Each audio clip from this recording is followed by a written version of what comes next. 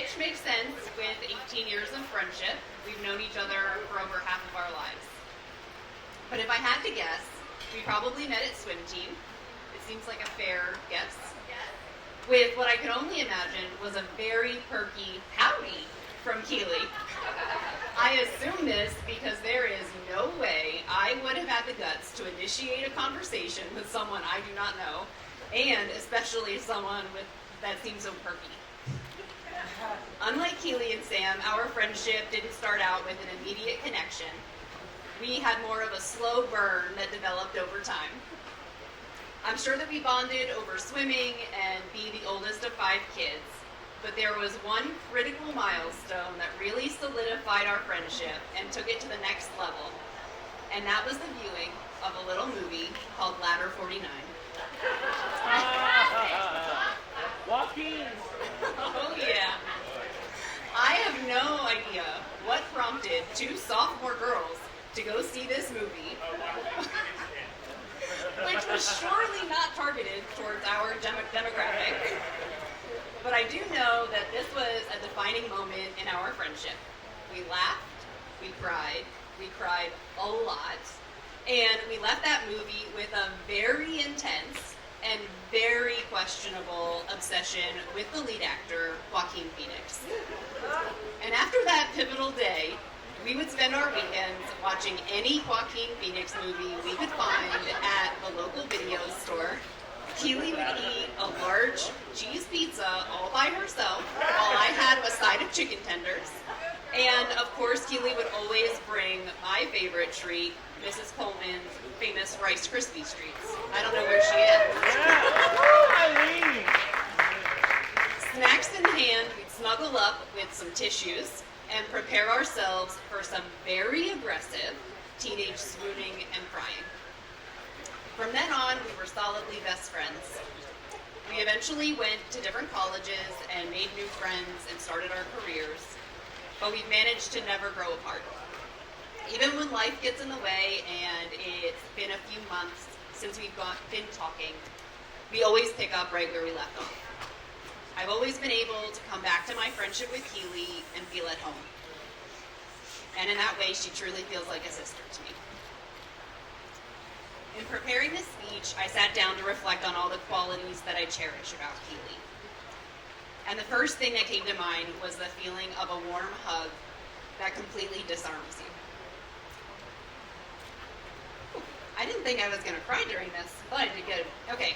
The feeling that comes when you realize that you don't have to pretend to be anything besides your truest self, the good parts and the bad. The feeling of being understood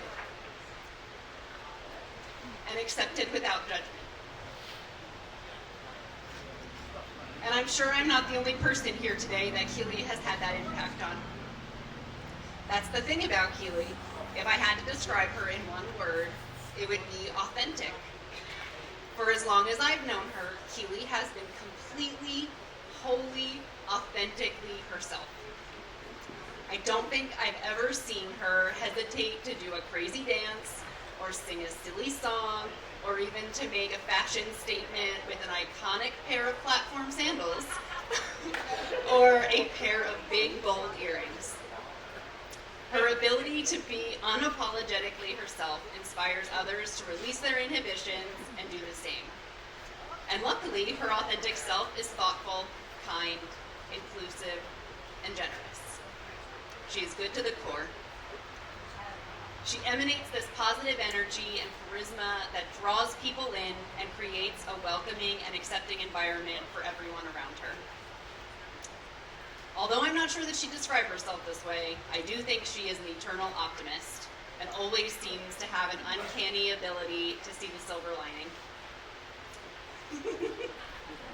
She is the ultimate hype woman to build you up and celebrate your successes, and she's equally eager to lend an ear or a shoulder during life's more trying times. Even a pandemic couldn't keep her from dropping off a fresh batch of Rice Krispies to cheer me up. And what I've come to realize is that these traits are as true of Sam as they are of Keely. If you know them, they demonstrate this regularly. Tommy spoke about it in today's ceremony. And it was especially evident as I was looking around last night observing the positive energy that they bring, the love that they share, and the incredible people that they attract. After all the joy and positivity that Keely and Sam bring to all of our lives, I am so happy that we can all be here tonight to celebrate them and this exciting next step in their relationship. I still remember Keely telling me about meeting Sam. It was at a party at Keely's house in Arlington, and as girls do, we snuck away for a bathroom break. Some of the details are a little fuzzy. It was a party after all. But I remember Keely sitting on the toilet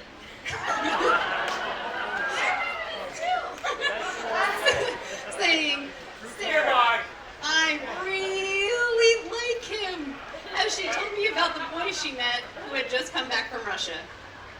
Who would have guessed that after 7 years, we'd be here celebrating their wedding day? Over the years, I have watched their love grow. I have seen them navigate challenges and support one another during difficult times. They have regularly and enthusiastically demonstrated their commitment to one another. You always want what's best for someone so important to you, and I think I certainly put Sam through the ringer before I fully put my guard down. Sorry, Sam. But to anyone who has seen Sam and Keely together, it is clear how much they love one another. It's apparent Sam would go to the ends of the earth to make her happy, and I have been so impressed by how attentive he is to her needs and her comfort. I couldn't ask for anything more for my best friend. You cannot deny how happy you make her. And I have no doubt that Sam will take good care of her for the rest of their lives. And lucky for Sam and everyone here celebrating today, Keely still really likes him. I think my best friend has truly met her perfect match. Keely and Sam, I hope that you have a long and happy life together. I love you both. And if everyone could raise a glass, I think we have them. And I will try to bring mine. It seems fitting to end this with a traditional Irish blessing. And it's a little long, so bear with me. May the meaning of this hour be fulfilled through the days and years to come. May the love of this man and this woman, their unity of spirit, grow deeper and stronger in the uncertainties and changes of life they will share. May they find comfort together in shared hours of shadow, as well as in the bright sunshine of joy. May they be to each other both strong and gentle. May their hands be forever clasped in friendship and their hearts joined forever in love. Congratulations, guys.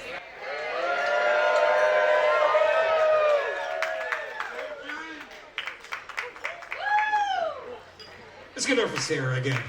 Their matron of honor. We're not done with their toasts. Hey, John Coleman. Where's John? The best. Oh, him first? Okay, Gabe, where are you? All right.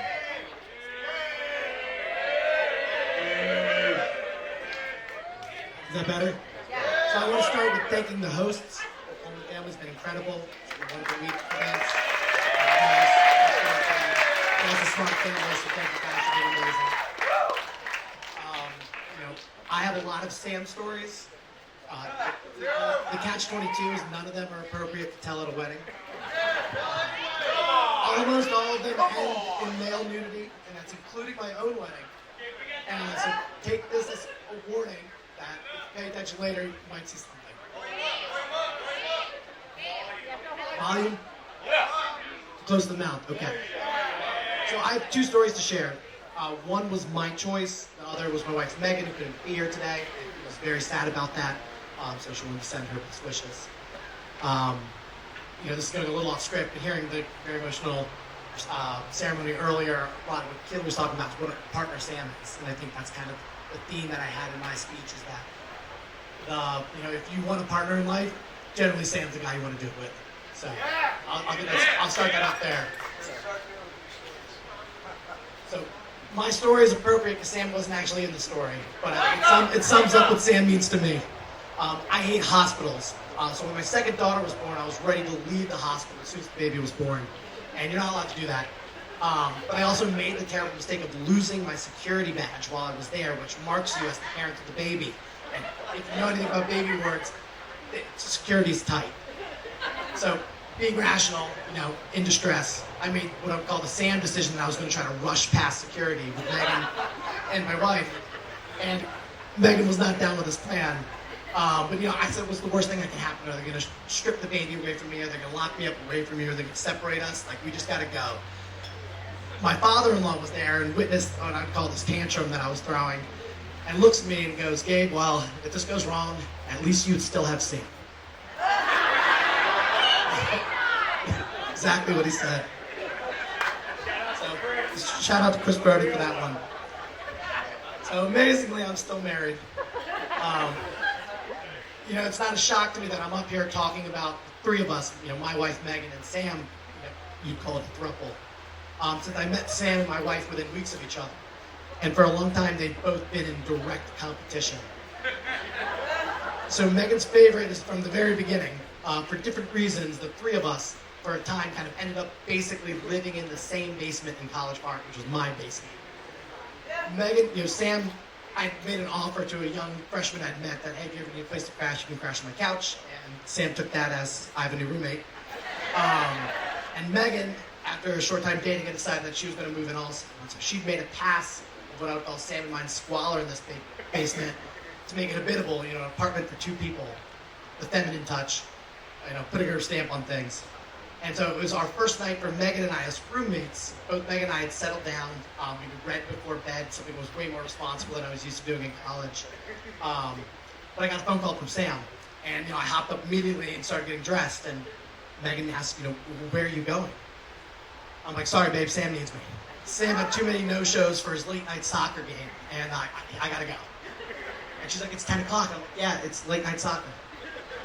And so at this point, Sam was already on his way when he called me. I think there's a theme with the lady speech earlier. You don't get short notice sometimes with Sam. And so he bounded down the stairs, but instantly sensed discord and made his exit. So I continued my, explanation to Megan. So she continues, well, you can't leave me here. It's our first night together living here. I just moved in today.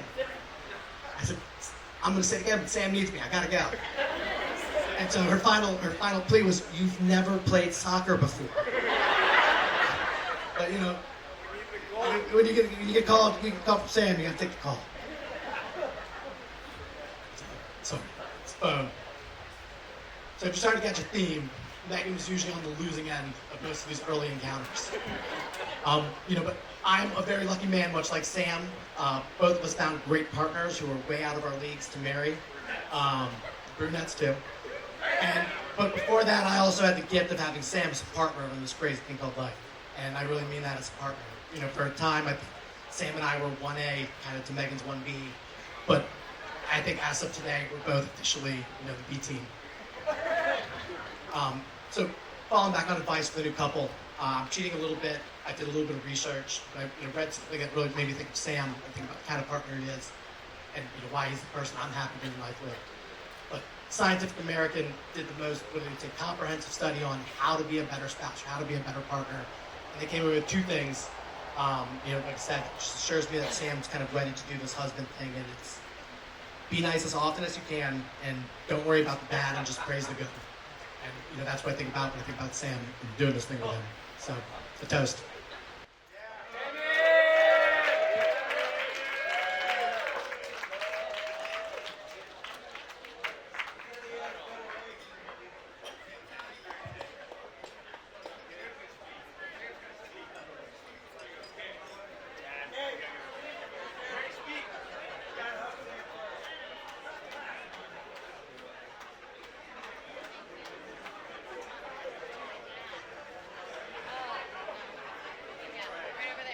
So, hey everybody, thank you for coming. I'm the father of the bride. I'm giving a little talk to Keely and Sam and the rest of the group. Is that better? Okay. And so I'll start with the things that I know about Keely. So when she was born, and you wonder, what's going to happen? And she was born in the middle of the night, and we were there for a few hours, and then I went to go home. And then off in the hospital, there's all of the babies. There's like 15 babies in different cribs on the side. And wonder, oh, okay, great. And then I hear this cry. I hear a cry. I thought, oh, that sounds familiar. Don't know why, but it does.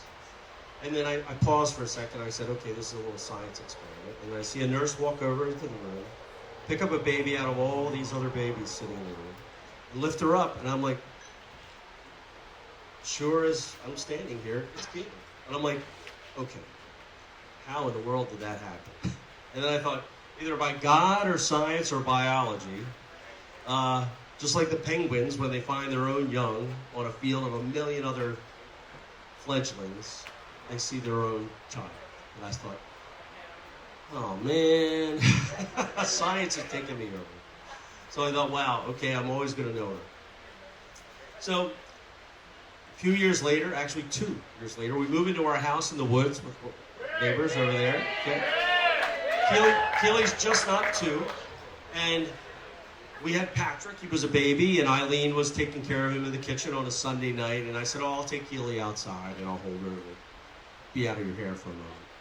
So we go outside on the deck, and if you've lived in our neighborhood, there's a large pine tree out there, but it was really small when we moved there 30 years ago. So I'm holding it, and there was something on it I wanted to get down, and I reach up while I'm holding Keely on one arm, and I pull it down, and I figure I'm going to reach up and knock it off. And snap. I take off the top of this beautiful pine tree, and now it looks like crap. And I'm like, I'm in trouble.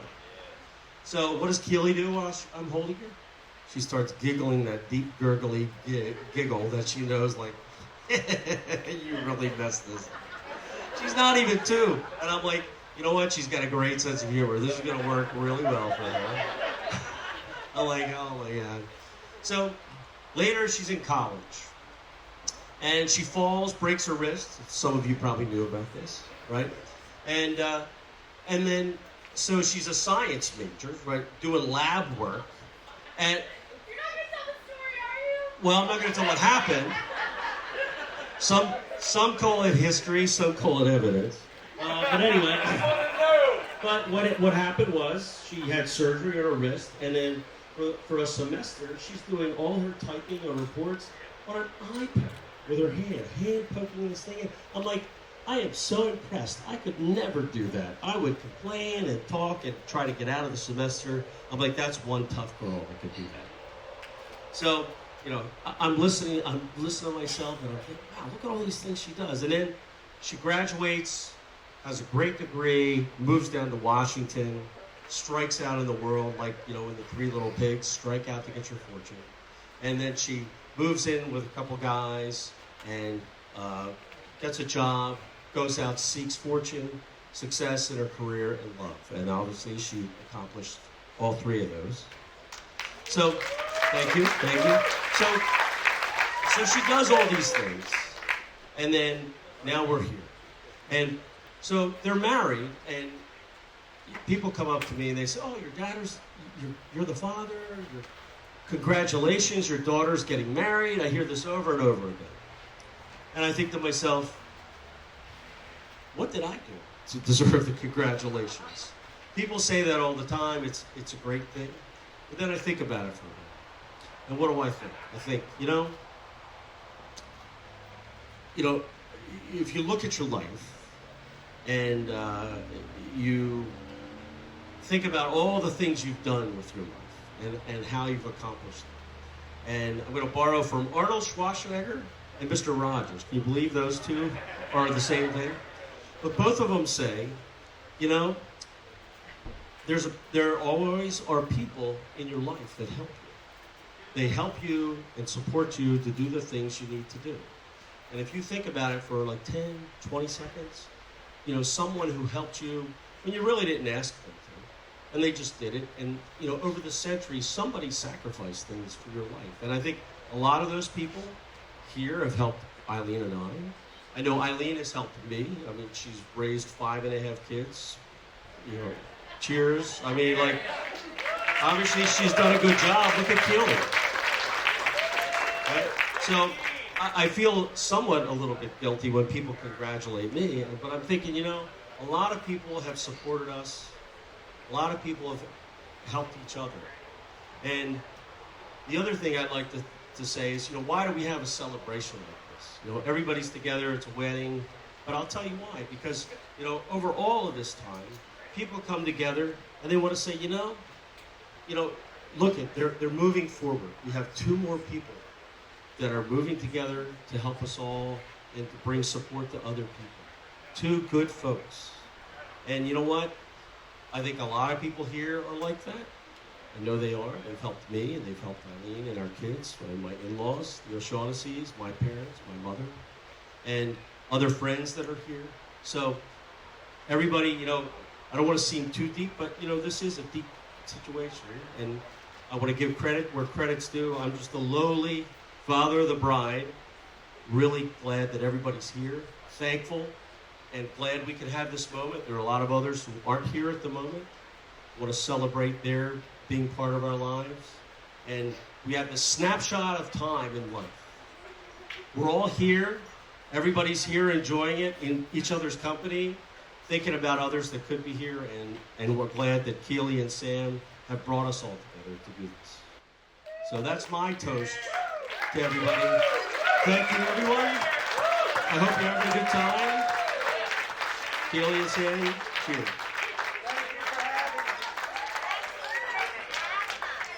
Now, I think the festivities are about to begin. Pardon me. Thank you, John. Let's get it up for John. John Colbert, awesome. John, Eileen, and Ellen, it is our pleasure. We are fucking hot to have the honor to entertain you for the night. Both, actually all 4 of you raised hellos of kids.